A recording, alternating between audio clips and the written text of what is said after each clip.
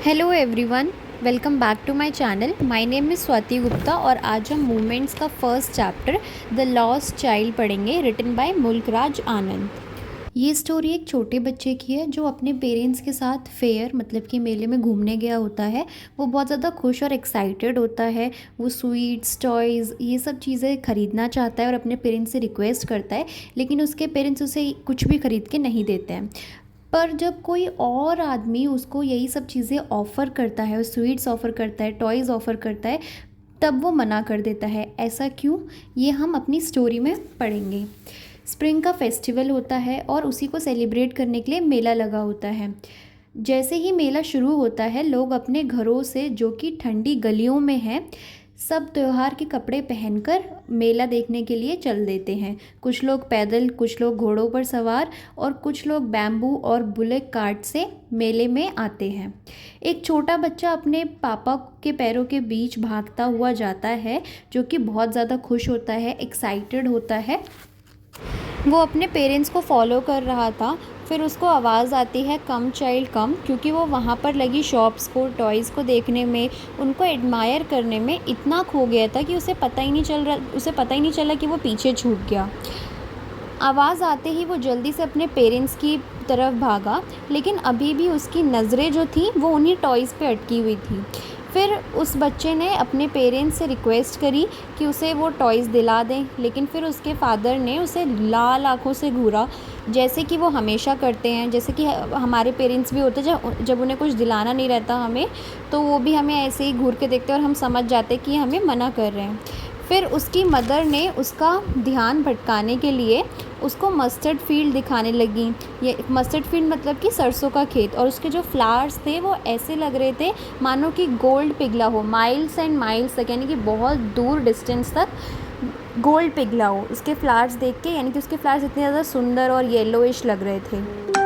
कुछ dragon flies अपने छोटे पर्पल पंखों के साथ इधर उधर उड़ रही थी, और एक अकेली काली मक्खी बटरफ्लाई के रास्ते में आए जा रही थी। और वो जो बटरफ्लाइज थी ना, वो फूलों का रस ढूंढ रही थी।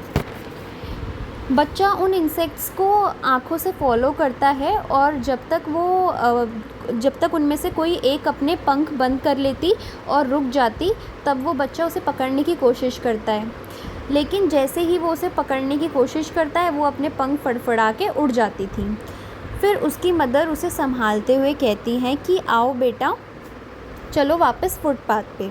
बच्चा खुशी खुशी अपने माँ बाप के पास भाग के गया और थोड़ी दूर उनके साथ चला होगा, और फिर दोबारा से पीछे रह गया, क्योंकि उसका जो ध्यान था ना, वो रास्ते के किनारे उन इंसेक्ट्स पे था जो कि अपनी हाइडिंग प्लेस से बाहर निकलकर सूरज की रोशनी लेने आए थे।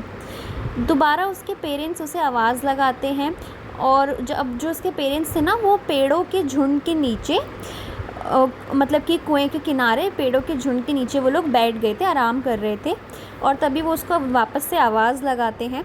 फिर वो अपने पेरेंट्स की तरफ दोबारा भागा। फिर जब वो उन पेड़ों के झुंड के पास पहुंचा ना, तभी उसके ऊपर फूलों की बारिश होने लगी, इनकी बहुत सारे फूल उस पर गिरने लगे। अब वो उन फूलों को इकट्ठा करने लगा। फिर उसे एक डव दिखती है। डव मतलब कि एक बर्ड है जो कि वाइट कलर की होती है। और फिर उसको अब दोबारा अपने पेरेंट्स के आवाज़ आई। फिर वो दोबारा अपने पेरेंट्स के पास भागा, चिल्लाते हुए कि द डव, द डव। और फिर उन फूलों के बारे में वो भूल ही गया जो उसने अपने हाथ में इकट्ठा करे थे, और वो जो फ्लावर्स थे वो उसके हाथ से अब गिर गए थे। फिर उसके पेरेंट्स दोबारा उसे बुलाते हैं, कम चाइल्ड कम। अब वो बच्चा बैनियन ट्री जो होता है उसके चारों तरफ घूम रहा था, वो मतलब कि उछलते हुए भाग रहा था। फिर उसके पेरेंट्स ने उसको साथ लिया और एक पतली सी फुटपाथ को क्रॉस कर रहे थे, जो कि मस्टर्ड फील्ड से होते हुए उन्हें मेले की तरफ ले जाएगी। जब वो जा रहे थे और विलेज के पास ही पहुँचे थे, तब उस बच्चे को बहुत सारे फुटपाथ दिख रहे थे, और जो कि बहुत ज़्यादा क्राउडेड थे, क्योंकि सभी लोग मेला घूमने जा रहे थे। और उसको उस टाइम कन्फ्यूजन हो रही थी कि वो किस वर्ल्ड में एंटर करने जा रहा है।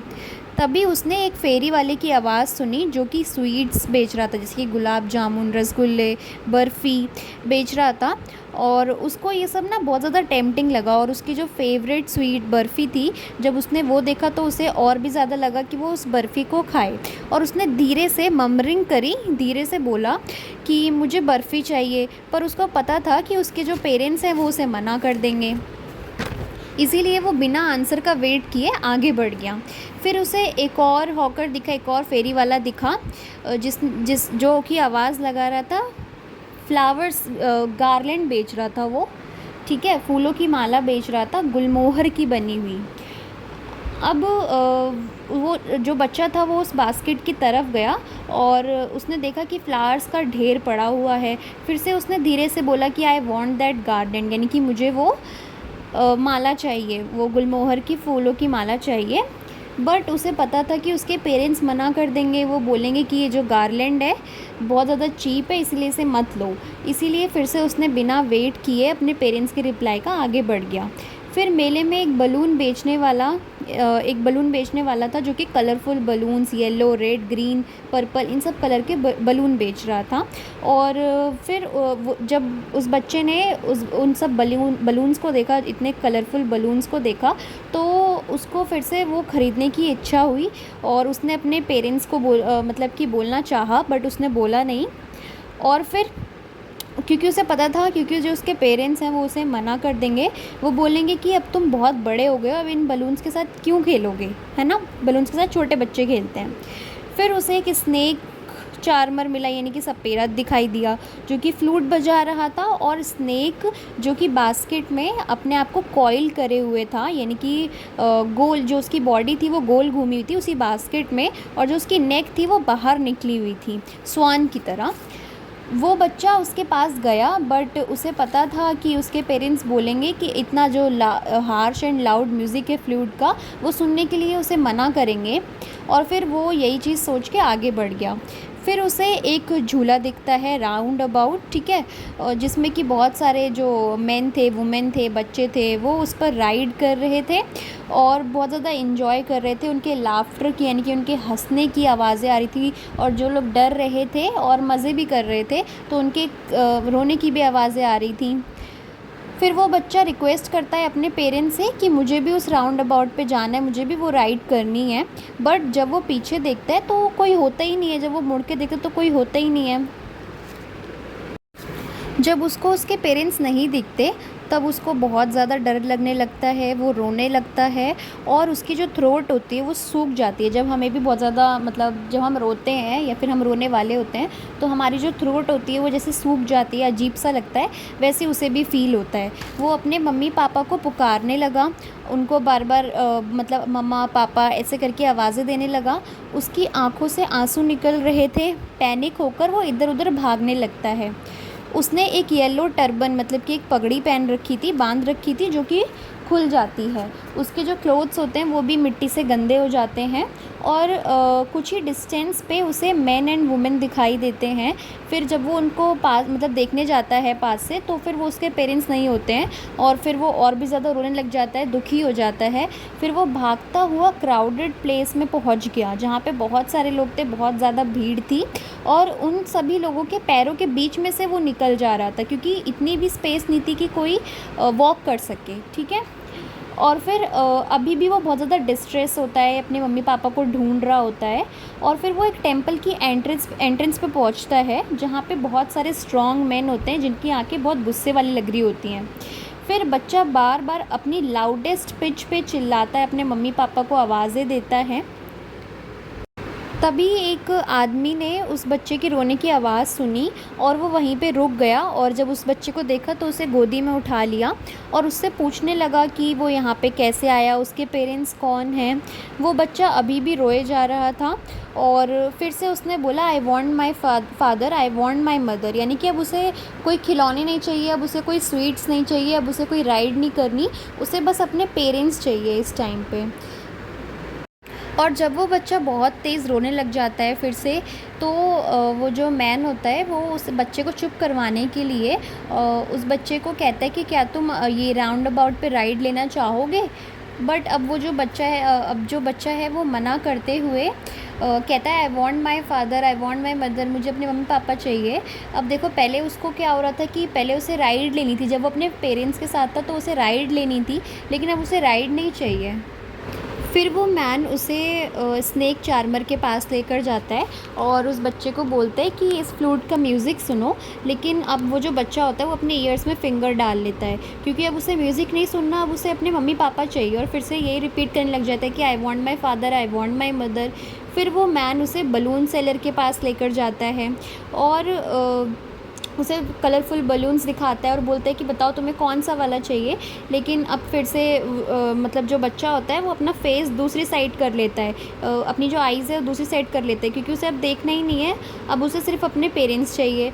फिर वो मैन उसे गार्लैंड सेलर के पास लेकर जाता है, वो पूछता है, वो उससे बोलता है कि देखो कितने मतलब कि उनकी जो फ्रेगरेंस है वो कितनी अच्छी है फ्लावर्स की, तुम्हें क्या ये चाहिए।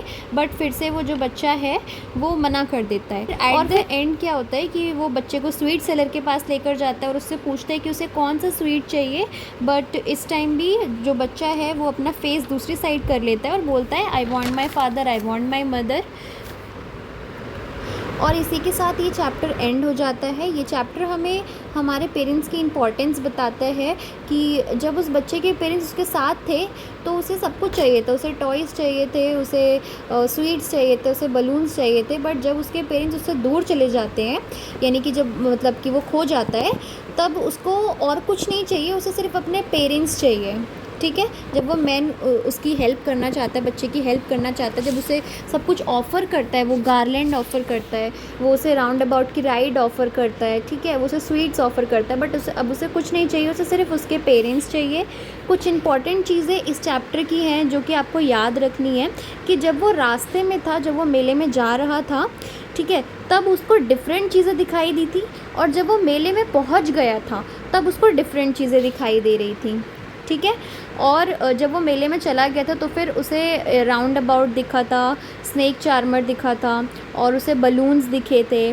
ठीक है, और जब वो रास्ते में था तो उसे अलग इंसेक्ट्स दिखे थे। ठीक है, तो ये आपको डिफ्रेंशिएट कर लेना, क्योंकि क्वेश्चन आंसर्स में भी पूछे गए हैं, ये इंपॉर्टेंट क्वेश्चंस हैं। और अगर आपको किसी और चैप्टर में डाउट है, फिर आप चाहते हो कि मैं कोई और चैप्टर आपको एक्सप्लेन करूं, even for grammar, I will do that for you. Thank you so much for watching my video. I hope you understood the chapter, and please stay tuned for the next chapter.